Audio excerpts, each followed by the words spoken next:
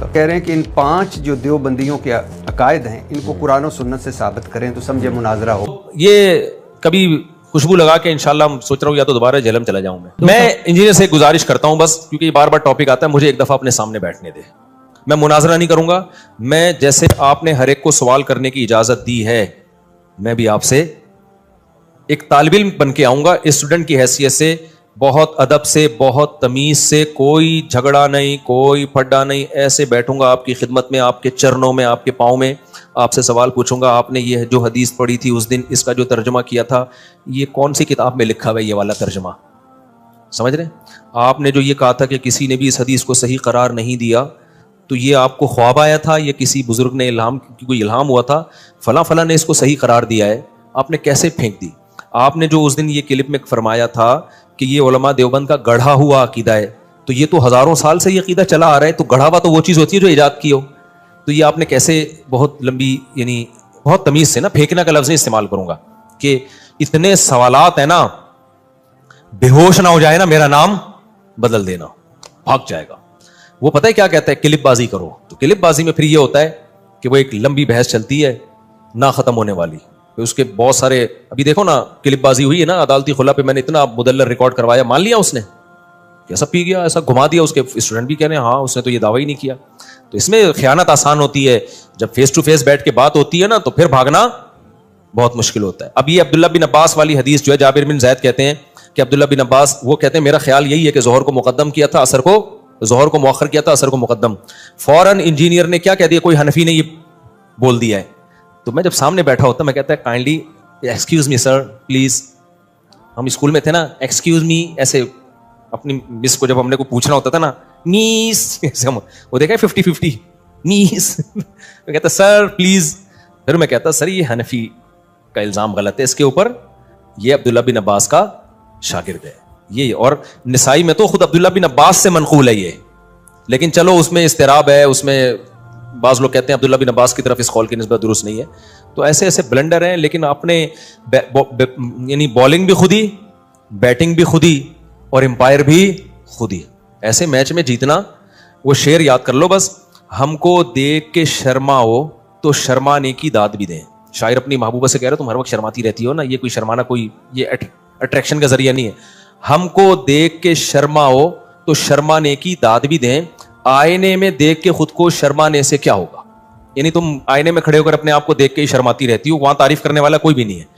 تو اپنے ہی منہ میاں مٹھو بننا بہت آسان ہوتا ہے.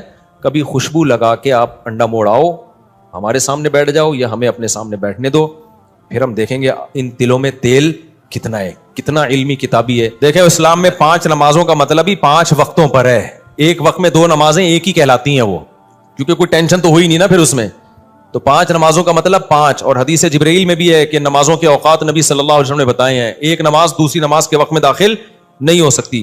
حج جو ہے وہ خلاف قیاس ہے. حج کے بہت سارے کام عقل سے اور عام روٹین سے ہٹ کے کرائے جاتے ہیں. ہمیں سلا ہوا کپڑا پہننے کی اجازت نہیں ہے، ہمیں خوشبو لگانے کی اجازت نہیں ہے، اور بھی بہت سارے کام ایسے ہیں. بال کاٹنے کی اجازت نہیں ہے، حالانکہ ناخن کاٹنے کی اجازت نہیں ہے، حالانکہ عام حالات میں تو ناخن کاٹنے کا حکم ہے. تو حج میں کچھ روٹین سے ہٹ کے کام کرائے جاتے ہیں. عبداللہ بن مسعود رضی اللہ تعالیٰ عنہ کی بخاری مسلم کی صحیح حدیث ہے.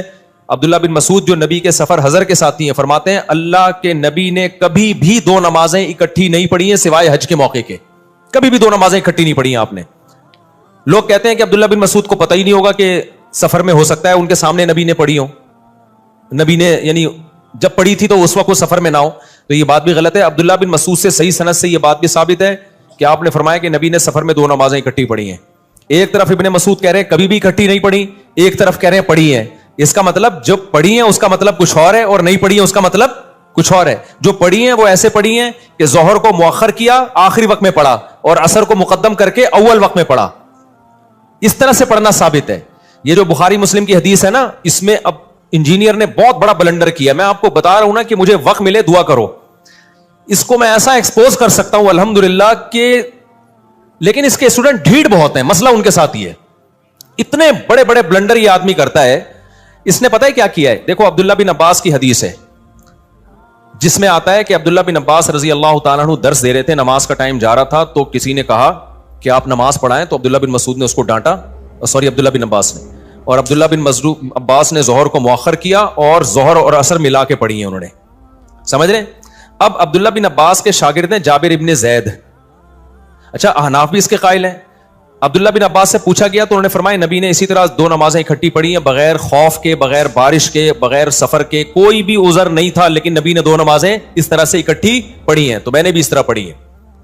اب عبداللہ بن عباس کے شاگرد ہیں جابر ابن زید, ان سے کسی نے پوچھا کہ شاید اس طرح سے پڑھی ہو کہ ظہر کو مؤخر کیا ہو اور عصر کو مقدم, یعنی دونوں نمازیں پڑھی اپنے ٹائم پر ہیں, لیکن چونکہ درس چل رہا تھا, ضرورت تھی, کبھی کبھار ایسا بھی کرنے میں کوئی حرج نہیں ہے, تو اس لیے عبداللہ بن عباس نے ظہر کو آخری وقت میں اور عصر کو اول وقت میں.